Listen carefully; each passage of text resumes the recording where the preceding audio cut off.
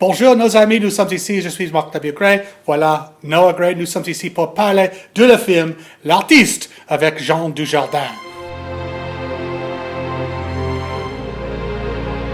Oh, I'm sorry. This is a film review we're doing for SourceFed Nerd for The Artist, starring Jean Dujardin. Yes. Kind of not the most obscure title they've chosen, since it won 5 Oscars only 3 years ago. So pretty much this should already be part of your consciousness. But we took another look at it last night, and it really holds up. It's really an incredible film. It really is just a beautiful film.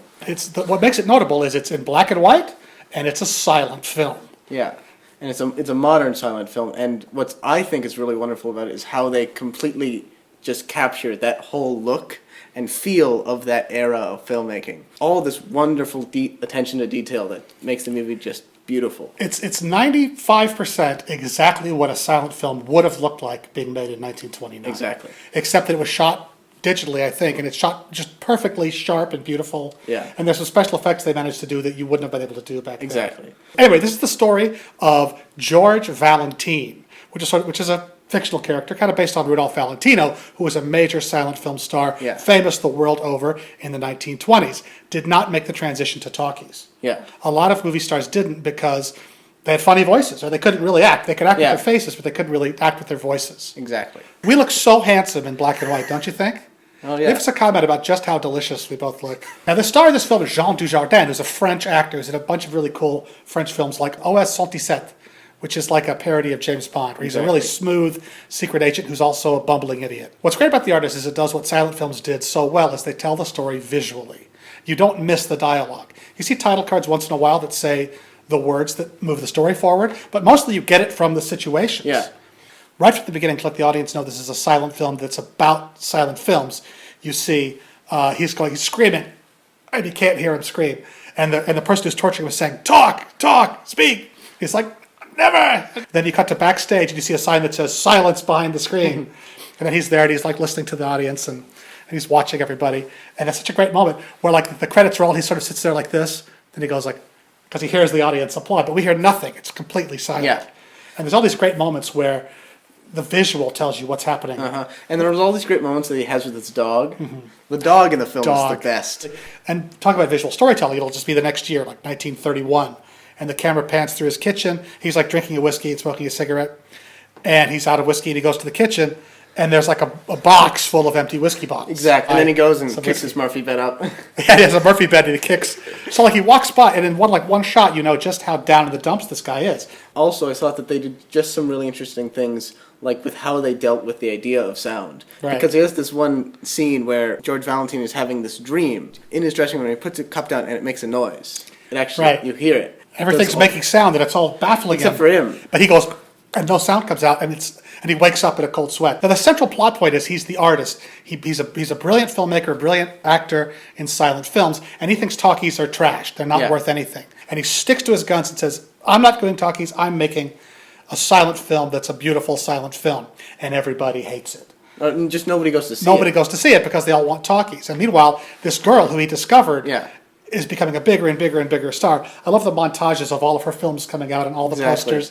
They're called like Pretty Girl and Who's That Girl and the Beauty Spot. It's almost like mythical. He gives her his magic. And there's this beautiful scene where she's like smelling his coat, and she puts her arm through the arm of his coat, and it's just beautiful silent film. It tells a story about how much she is fond of this guy. It's so charming. No words are spoken. And then he catches her in there, and she's kind of embarrassed. But he sort of sees that she's kind of a potential star, and he's like, no, you need something that'll make you special. And he draws this little dot on her right there, her beauty mark, and that becomes her trademark. Exactly. It's almost like he's the fairy godmother who gives her this magic spell that she then takes to become a big star. The girl in this is absolutely stunning. Berenice Bejo plays Peppy Miller, who's this actress who's full of spunk. The first second you see her, you fall in love with her. Exactly. She's just gorgeous. She comes across on screen so well that you have no doubt that she would be a major movie star. Yeah. And yet it's been 3 years and I haven't seen her in anything. Exactly. But like also, she has this very interesting demeanor where she's kind of like, well, you see her and she starts and she's unsure, but she just goes into it. Right, she's nervous, but she just has courage. She goes after things. And she's goofy and kooky. Yeah, and everybody loves it. And kind of modest, but also just gorgeous. Yeah. And hilarious. If you haven't seen this film, I don't know what's wrong with you. It's won 5 Oscars out of being nominated for like 9. Best costumes, best actor, best picture, best cinematography. No, it didn't win best. Didn't best photography. It got nominated. Best score, and best something else. It is absolutely stunning. It's black and white. Now, let me ask you a generational question. Yeah. I know people who are younger than me who they say, "Oh, I don't want to watch black and white. I'm not interested," and they won't watch black and white films. Is that a thing in your generation? Well, I feel like it's a thing in my generation. I don't tend to agree with it, but then again, I'm a rather odd subject. I think that a good movie is a good movie. Yeah. And I think that the reason why people have that stigma is because they've only seen black and white films that are kind of long and boring and kind of go on and are maybe not the best black and white films to see. You know, I shot a film for the Disney Channel many years ago called You Lucky Dog, starring Kirk Cameron. And there's a dream scene or a flashback that's the dog's flashback. Uh-huh. Okay? And I thought, well, the dog's flashback has to be in black and white because dogs see in black and white. Exactly. And the Disney Channel said, no way. You cannot have a black and white scene in this movie because kids see black and white and they turn the channel. And the Disney Channel was afraid to show black and white because they thought that the kids would see that and go, that's old, I don't want to see that, and would just turn it off. A dog's flashback should be black and white. Am I right, people? Yes. Comments. Long story short, The Artist is a fantastic movie, and you should absolutely see it. Let it be your gateway drug to black and white films, if not silent films in general. There's a bunch of really great black and white films if you really want to see some old films that are guaranteed, that you give my 10-star guaranteed seal of approval. Citizen Kane, obviously. Yeah. The Third Man. The Third Man is brilliant. His Girl Friday is a fantastic screwball comedy. Anything directed by Preston Sturges, I suggest Sullivan's Travels is fantastic. Palm Beach Story. Citizen Kane was photographed by Greg Toland, great cinematographer. He also did The Grapes of Wrath, starring Henry Fonda, which is spectacular, beautiful cinematography. This is from the 1930s, but they're filming things with fire, with matches and things. Yeah. It's really stunningly beautiful. All right, thanks for watching. Be sure to subscribe right here. Be sure to watch Professor Puppet if you've heard of him.